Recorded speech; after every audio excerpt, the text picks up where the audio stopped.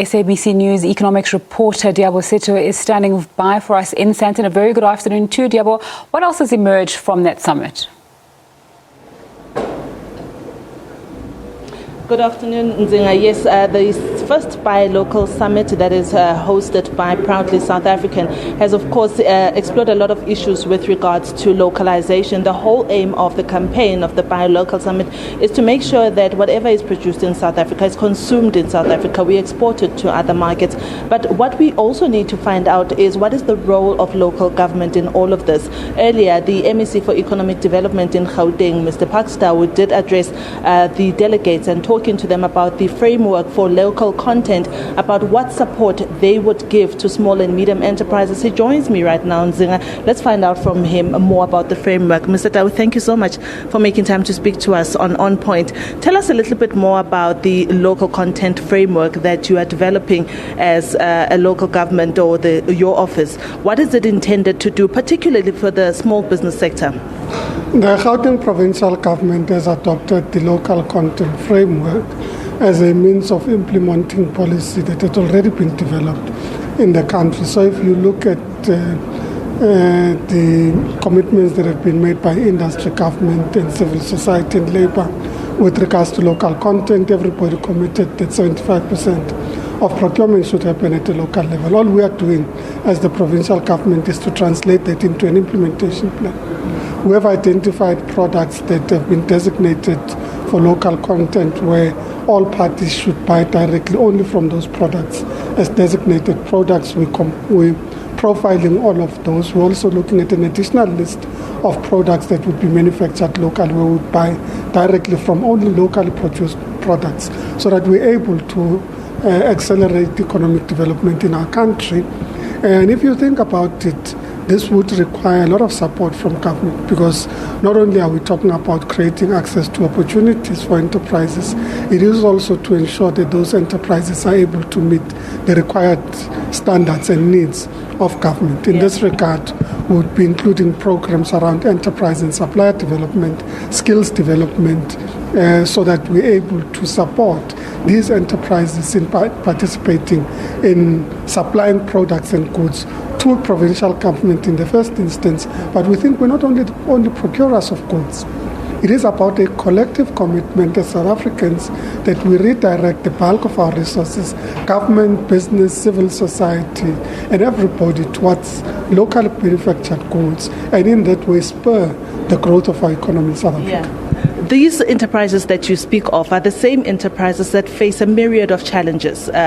Funding, for instance. I remember in the local government elections that we held in November, I went around the country, in Gauteng particularly, speaking to them to find out about what local government can do to make their lives easier. A lot of them were complaining, for instance, about service delivery and the lack of access and opportunities at municipal level. What else are you doing apart from giving them access to markets and making sure that their goods are out there and they're seen? What else are you doing as a department to try and make this whole campaign of localization so much easier? Firstly, we are about ensuring that there's appropriate infrastructure for these enterprises to be able to thrive. So our special economic zone initiatives is one. We've got about 5 of these in the province of Gauteng. There are different stages of development. Our township enterprise zones is another where we're creating special industrial and commercial nodes in historically black townships, where we can create a core of black industrialists that would be located in the townships, that would enable us to address issues of ownership in the first instance, but also the location of enterprises. That's very important to the way in which our ecosystem functions in our urban centers in the country. So that's one. It's about creating the appropriate infrastructure. The second is about ensuring access to finance. We've partnered with the IDC. One of the first products that we've just signed on the dotted line with the IDC is on the creation of the Township Economic Development Fund.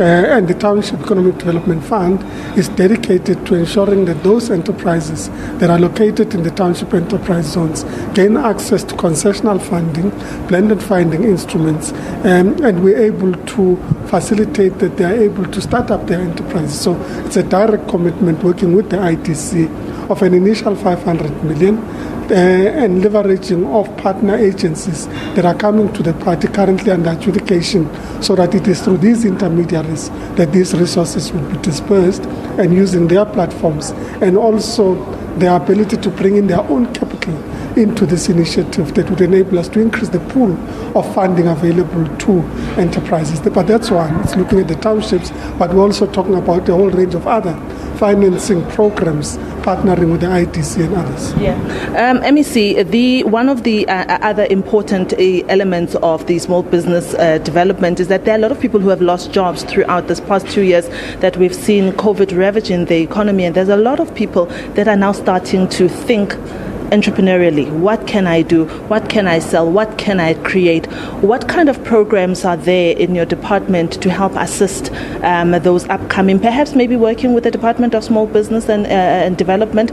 Are there programs that our viewers are watching and thinking, I wonder what is the Department of Economic Development or the Office of the Economic Development doing in order to help me start the side hustle that I'm trying to start or this business that I'm trying to grow?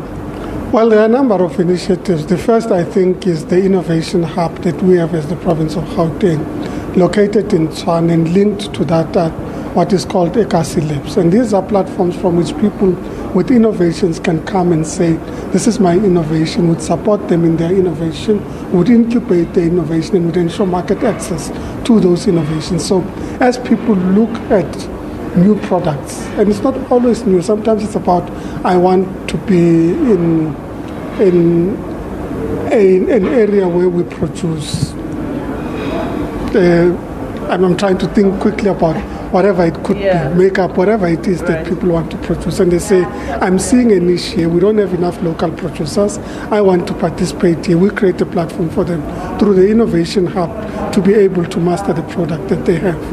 But we're also then saying that in the township enterprise zones in particular, people would also be able to go in there and say, I've got this enterprise, you've got the infrastructure, I need enterprise and supplier development facilitation from provincial government, and we would have that available.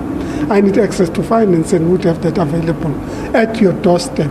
And I'm saying not only limited to the townships, but also looking at the special economic zones as broader areas around larger industrial development initiatives.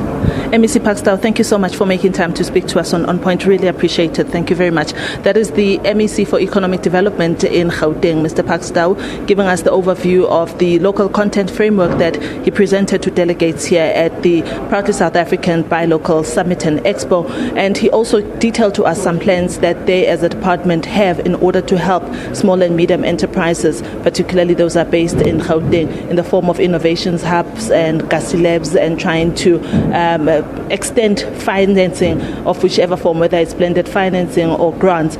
That is all from us from here at the IDC in Sandton. We will be continuing with monitoring what's happening here at the Expo. It's back to you in studio, Zinga. Thanks for the update, Liabo.